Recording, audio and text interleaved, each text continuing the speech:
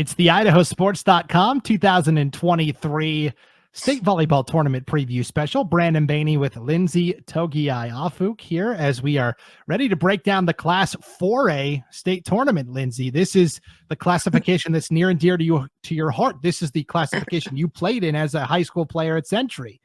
This is true. Although I do love every classification, but yes, I did play in it, and we had some very good competition from, again, all divisions, though, as we played throughout our seasons. But with that being said, I do feel like I might know this one just a little better just from playing in it.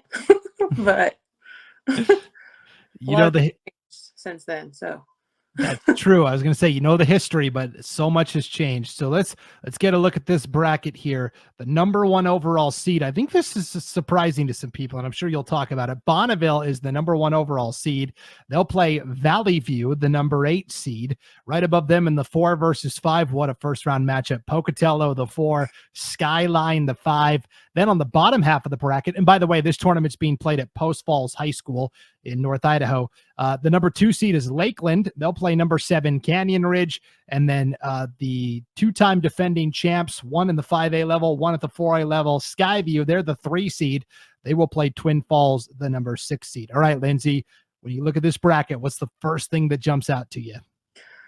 Skyview's not number 1. Well, I mean, and I don't want to take away from Bonneville.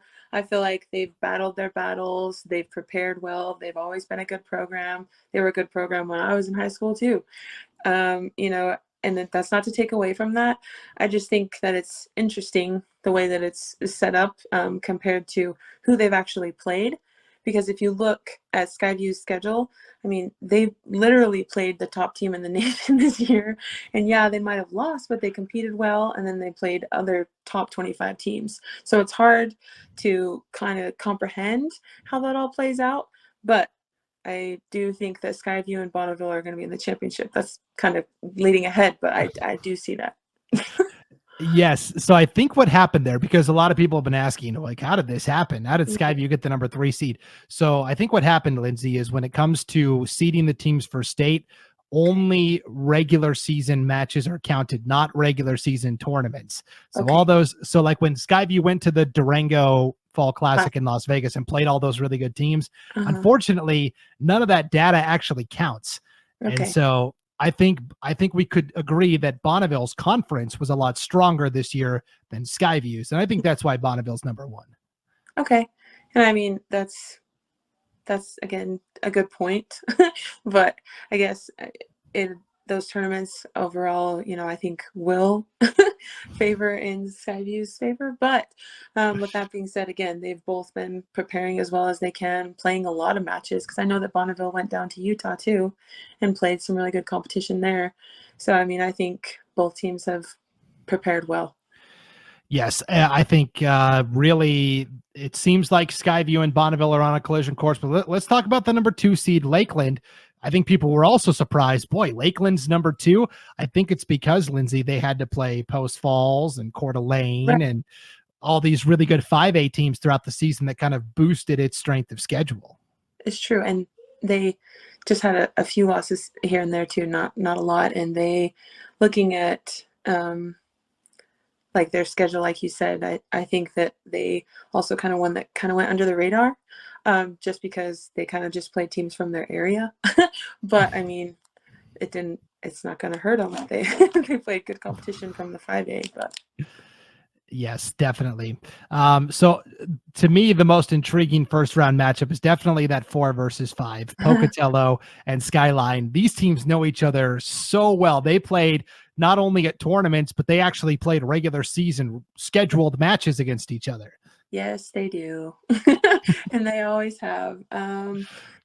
So I know it's always tough too, because you see that the 4 and the 5 play, and they're, you kind of feel like they're pretty similar, pretty evenly matched, as you would say, I guess.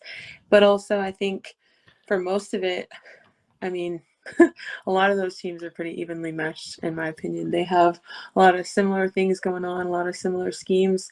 I mean, it always comes back to the hustle and the grit, right? But I mean, just looking at their stats on paper and seeing them play, it looks like a lot of them are pretty even. Yes, it's going to be really intriguing to see who wins that matchup and gets a leg up potentially on the rest of the tournament. We talked about they played during the regular season.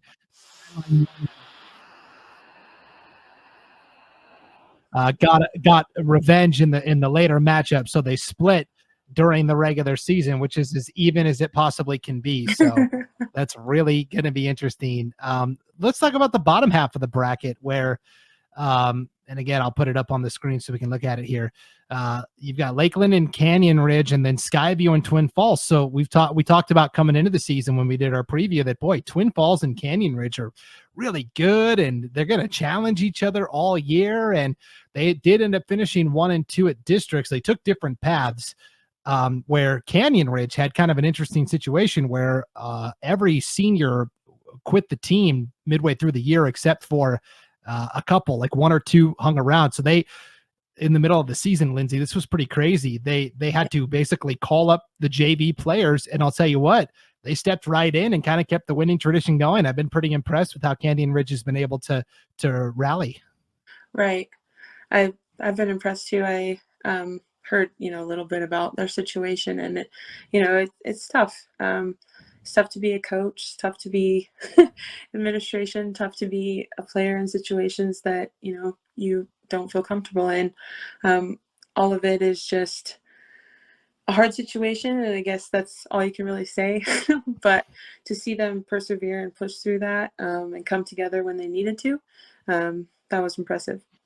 And I think they're going to be a very dangerous team hanging out there as that number 7 seed. And what do you think about Twin Falls being number 6? That seems low to me, but I think with this year again, where they're all pretty tight, it's hard to say that that's low or high, I guess, at this point, just because I feel like 2 through 8 are like all really, really close. So I don't know. I wouldn't say it's like necessarily low. They happen to, lose some earlier on in their season, but it's better to lose early than it is late. So they could have found their way. yeah, when we talk about low seeds and high seeds, it's all a matter of perspective for these teams for sure. Yep. So, okay, now I'm going to make you pick one.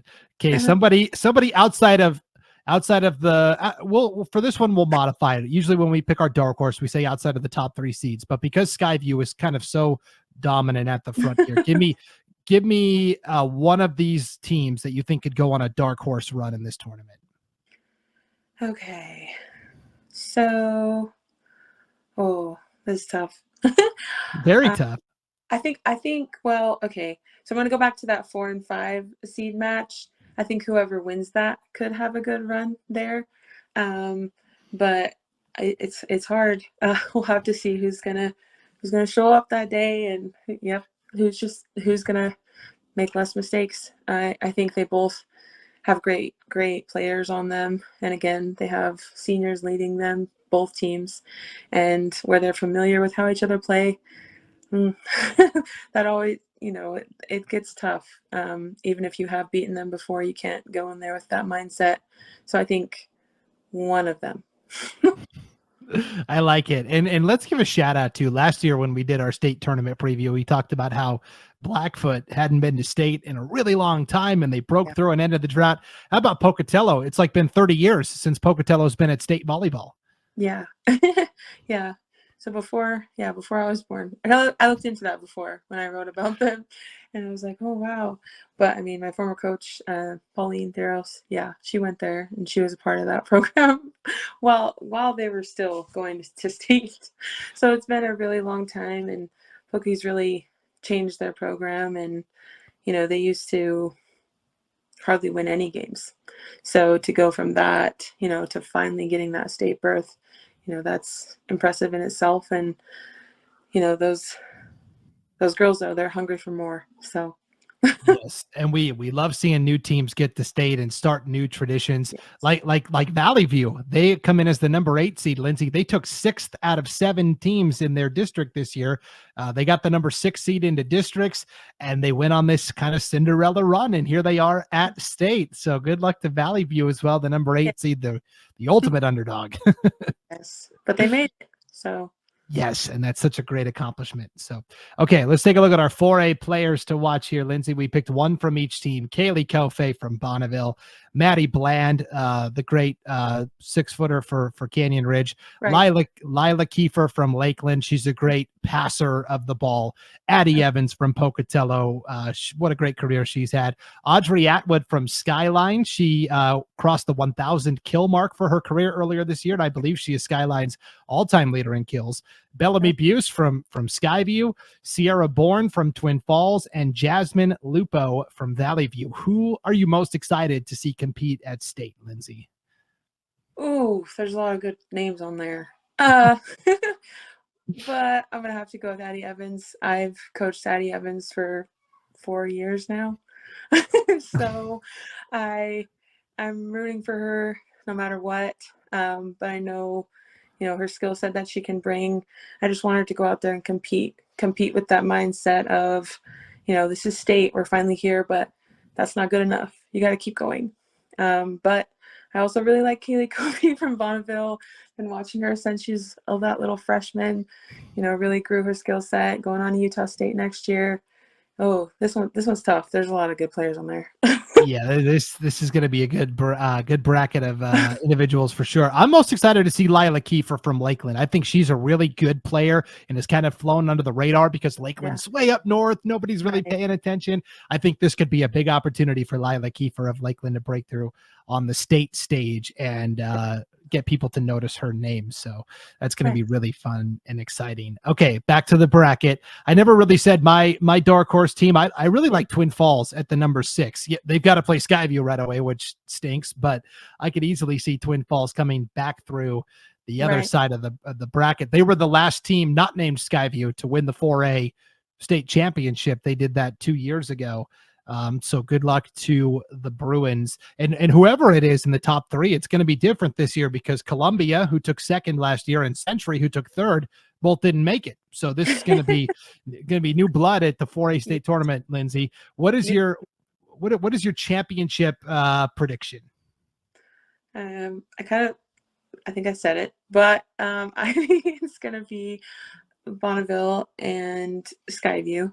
I just think that the two are very consistent teams, and if you look at their schedules or if you watch their film or if you've seen them play live, you know that this year the errors made by either team are very far and few between, and so you really have to find your rhythm with these teams, and there's no time for mistakes. I am inclined to agree, as boring as that is. I try to mix it up and pick something different from you, but I agree. I think it's Skyview. I think it's Bonneville. And, Skyview probably wins, 9 out of 10 times against Bonneville, but all Bonneville has to do is win once and win the matchup that counts. That's right. That's right. That's all that matters. So I think it's going to be a fun bracket for sure. So that is our 4A state volleyball tournament preview. Again, these games will take place at Post Falls High School Friday and Saturday. Lynnsie, thanks for breaking down the 4A bracket for us. Good luck, girls.